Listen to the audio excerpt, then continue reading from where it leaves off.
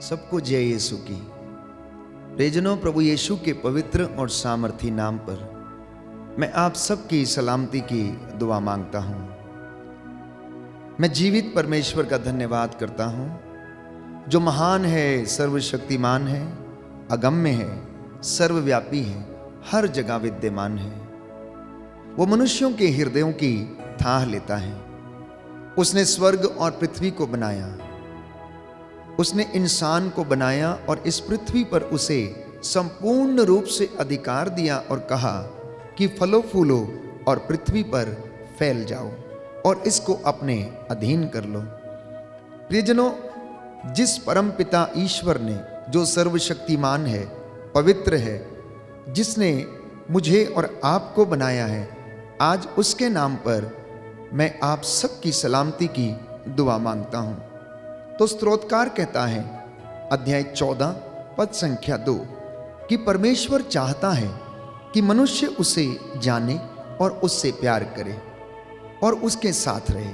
देखिए, परमेश्वर की इच्छा क्या है कि इंसान को परमेश्वर ने बनाया है, वो ईश्वर को जाने, वो उसे अनुभव करे, वो उसके साथ रहे और उसे प्यार करे। इंसान के विषय में परमेश्वर की यही इच्छा है। इतना ही नहीं, बाइबल हमें और भी स्पष्ट रूप से बताती है कि परमेश्वर की इच्छा ये है कि आप अपनी प्रार्थनाएं निरंतर प्रभु को समर्पित करें। ईसा मसीह के अनुसार आप लोगों के विषय में परमेश्वर की यही इच्छा है। तो हम देखते हैं कि इंसान ने हर स्तर पर ईश्वर को जानने का प्रयास किया है और अब भी वो इसी काम में लगा रहता है। वो परमेश्वर की खोज में तप करता है, तपस्या करता है, पहाड़ों पर जाता है, उपवास करता है, समाधि में बैठता है और वो ईश्वर को खोजने की कोशिश करता है। बात यहाँ पर यह है कि जब तक परमेश्वर अपने आप को लोगों पर प्रकट ना करे, कोई भी उसे खोज नहीं सकता, कोई भी उसका अनुभव नहीं कर सकता। प्रियजनों, इस सृष्टि में रंग बिरंगे फूलों को देखें। इस सृष्टि को परमेश्वर ने किस तरह से सजाया है, वो कितनी सुंदर है, उसकी हम कल्पना नहीं कर सकते हैं। परमेश्वर ने इस तरह के रंग जीव जंतुओं पर और इस सृष्टि के पेड़ पौधों को प्रदान किए हैं, जिसके विषय में मैं और आप सोचने में असमर्थ हैं।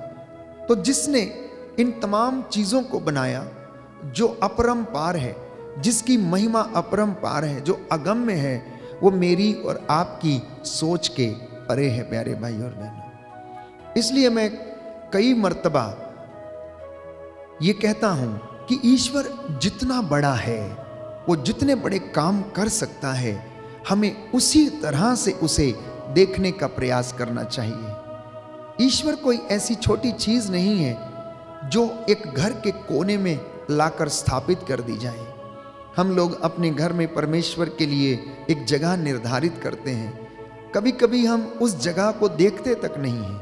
कभी कभी इंसान उस जगह में, उस दर्शन कक्ष में जाना भी भूल जाता है और ईश्वर का आदर नहीं करता है। इसलिए प्रभु भी, प्यारे भाइयों और बहनों, मनुष्य का आदर नहीं करता है।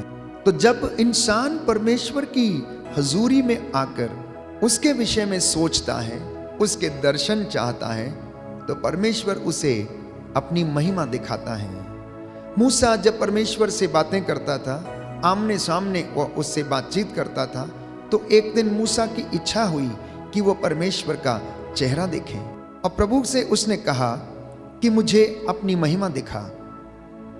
परंतु ईश्वर ने कहा, मूसा, जब तक परमेश्वर अपने आप को लोगों पर प्रकट ना करे, तब तक कोई भी ईश्वर को अनुभव नहीं कर सकता, उसे देख नहीं सकता और उसे जान नहीं सकता।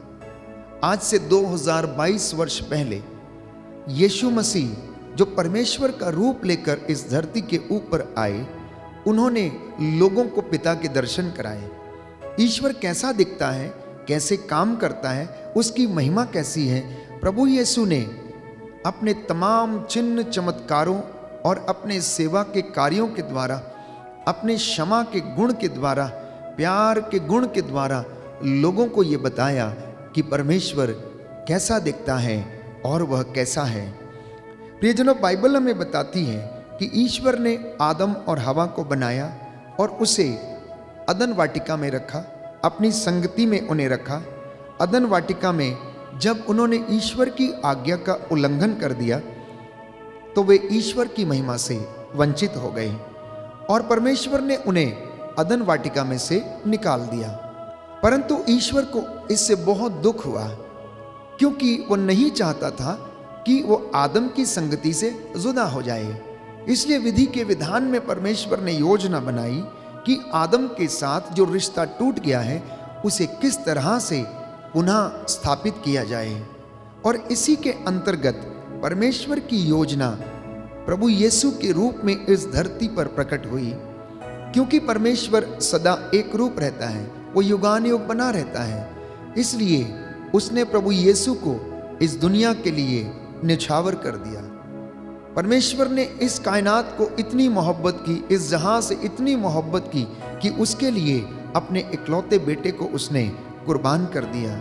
तो इंसान थोड़े समय के लिए इस दुनिया में रहता है और ये थोड़ा समय हमारे लिए बहुत ही महत्वपूर्ण समय है।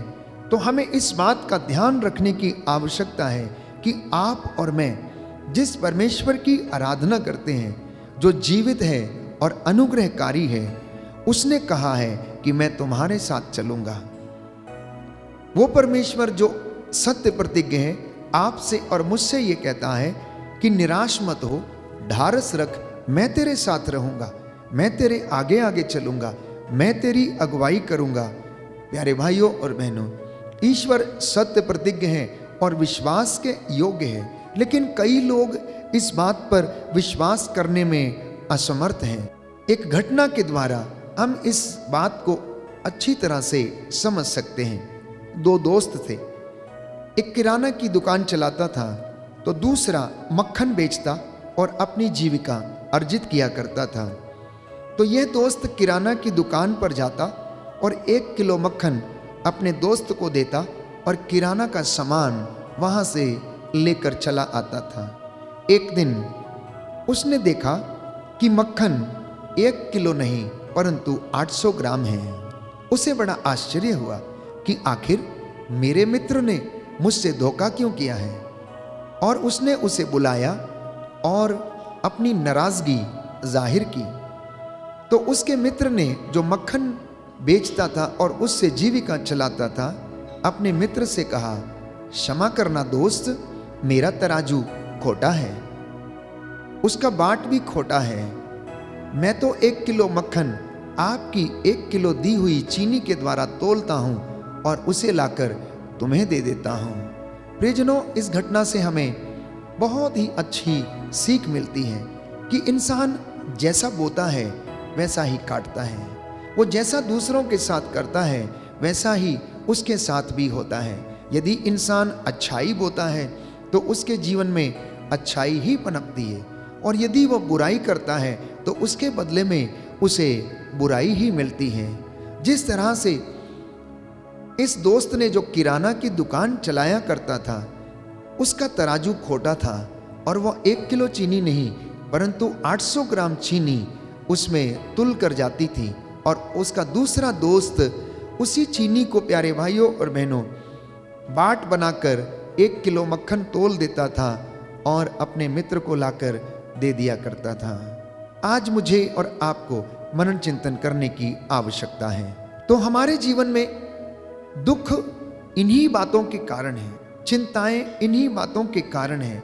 बहुत से लोग अवसाद से पीड़ित हैं, अटैचमेंट की वजह से बहुत सारे लोग दुखी हैं, सांसारिक चीजों के कारण परेशान हैं। तो the root of suffering is attachment.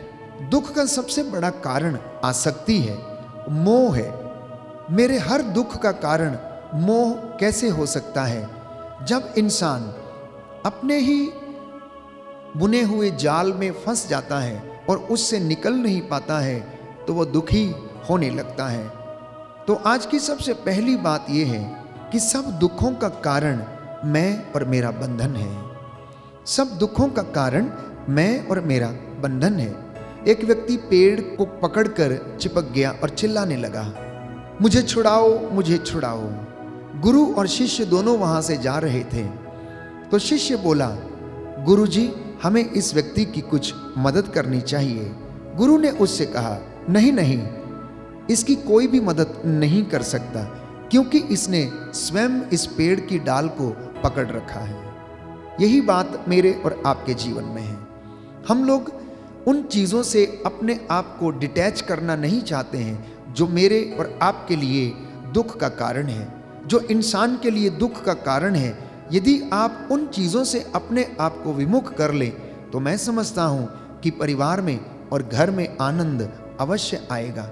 अब मकड़ी को ही देखिए कि मकड़ी जो जाल बनाती है वो उसी में फंसकर स्वयं मर जाती है।